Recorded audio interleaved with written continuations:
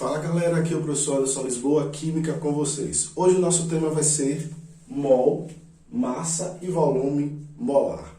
Dentro desse tópico nós vamos estar entendendo a relação de mol com a massa e também o volume molar. Mas para que a gente entenda todos esses tópicos, primeiro a gente precisa partir da ideia da constante de Avogadro. Avogadro ele veio trazendo uma grande contribuição para a relação de um mol, ou a unidade mol, com a questão de quantidade. E essa quantidade ela vai estar relacionada tanto a átomos, moléculas e íons. Olhando para essa parte de espécies químicas, como átomos, moléculas e íons, que estão relacionadas totalmente com o mundo microscópico, é que nós vamos começar a entender essa relação de quantidade. Porque a relação que Avogadro ele fez e a contribuição foi justamente trazer a ideia de quanto equivale um mol.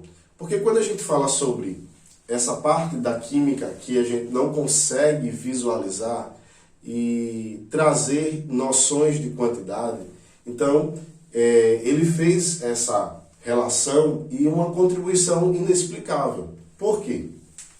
Ele fez a seguinte relação: toda comparação a um mol, ele corresponde a um valor de 6,02 vezes 10 a 23. E esse número ele expressa uma quantidade. Então a relação que nós estamos fazendo é justamente uma relação de quantidade, tá? Quando a gente fala, por exemplo, uma dúzia, então essa expressão ela está relacionada a uma quantidade. Então por isso que na parte de átomos, moléculas e íons, nós vamos também estar relacionando a uma quantidade quando nós temos uma relação com o número de mols. Mol é a quantidade de matéria. Então essa quantidade de matéria ela vai expressar ou átomos, ou moléculas, ou íon. Então vamos ver como é que funciona. Um mol de ferro. A expressão simbólica aqui é do elemento ferro. Então quando eu falo sobre um mol de ferro, eu estou falando do elemento, eu estou me referindo a um átomo. Então um mol de ferro corresponde exatamente a 6,02 vezes 10 a 23 átomos de ferro. Esse valor de um mol, se eu fizer uma alteração, se eu dobrar, se eu diminuir pela metade, se eu triplicar, quadruplicar, então qualquer alteração que eu fizer nele vai refletir diretamente na quantidade, porque esse número ele vai estar sendo diretamente proporcional. Se aumenta o número de mol, aumenta a quantidade. Se diminui o número de mol, diminui também a quantidade. Por exemplo, se eu colocar aqui 2 mols de ferro, quantos átomos eu vou ter? Então aqui eu vou para 12,04 vezes 10 a 23 átomos de ferro. Levando em consideração que esse número ele precisa estar entre 1 e 10, certo? Então nós vamos ter aqui 1,204 vezes 10 a 24 átomos de ferro. Então, qualquer alteração no número de mols, nós vamos ter uma relação de também alteração com a parte do número referente à constante de Avogadro, que vai estar trabalhando essas espécies aqui, átomos, moléculas ou íons. Eu tenho aqui um mol de água. A água vai se encaixar em qual dos três? Átomos, moléculas ou íons? Moléculas. Por quê? A molécula ela é representada pela união de átomos iguais ou diferentes. Então, no caso aqui, eu tenho a união de 2 hidrogênios com um átomo de oxigênio. Então, 1 mol de água corresponde exatamente a 6,02 vezes 10 a 23. E aí eu vou ter moléculas. Mas se eu tiver apenas meio mol de água, então 0,5 mol de água. Então eu vou ter 3,01 vezes 10 a 23 moléculas de água. Só que ao mesmo tempo que nós relacionamos o número de mol com o número de átomos, moléculas e íons, nós também fazemos a relação com a massa, porque nós estamos tratando de massa, mol e volume molar. Então, qual a relação que nós fazemos com a questão da massa? Quando a gente fala sobre massa atômica ou massa molecular, nós estamos expressando a massa de um átomo ou a massa de uma molécula. Quando nós falamos sobre massa molar, certo? Nós estamos falando a massa que corresponde a um conjunto de átomos ou a um conjunto de moléculas. Então, quando a gente pergunta qual a massa atômica do elemento ferro, qual a massa molecular da água, mas também muda quando eu pergunto qual a massa molar do ferro e qual a massa molar da água. Então, massa molar, ela vai trazer a ideia e manter a relação. Por exemplo, massa molar da água.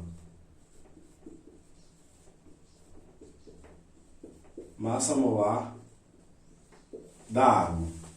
Essa relação aí vai nos levar a aprender o seguinte: a diferenciar quando formos questionados sobre a massa molecular e sobre a massa molar.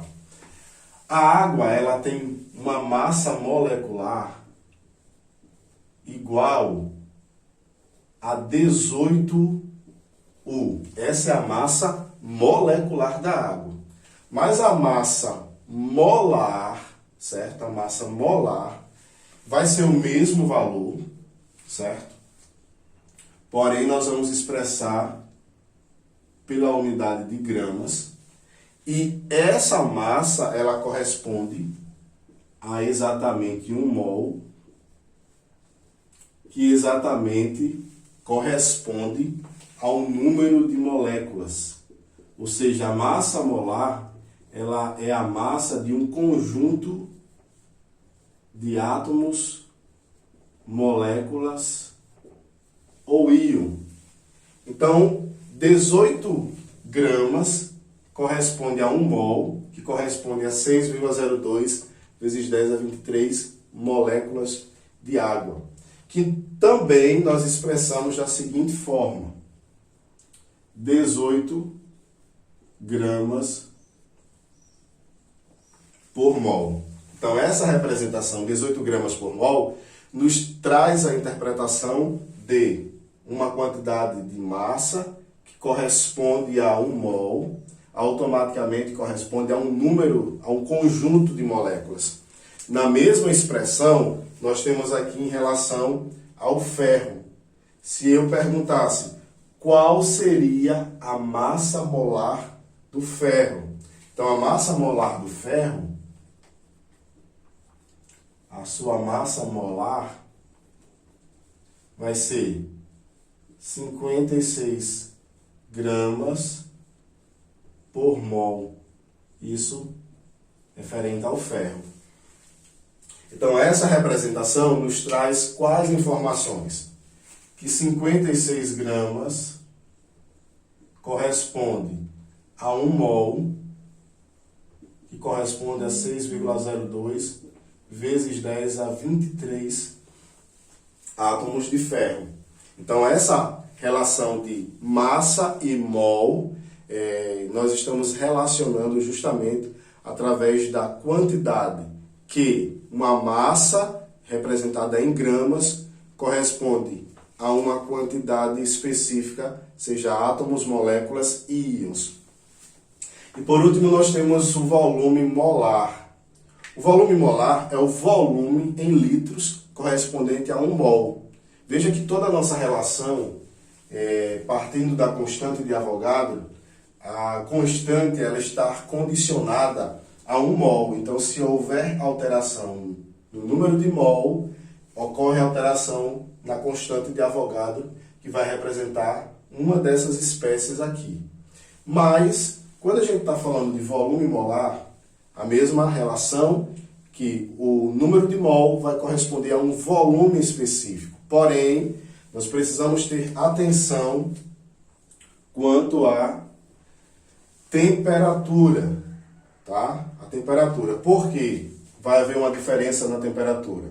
Porque uma temperatura mais baixa proporciona uma contração do volume, uma temperatura mais alta proporciona uma expansão do volume. Então, se você tem 1 mol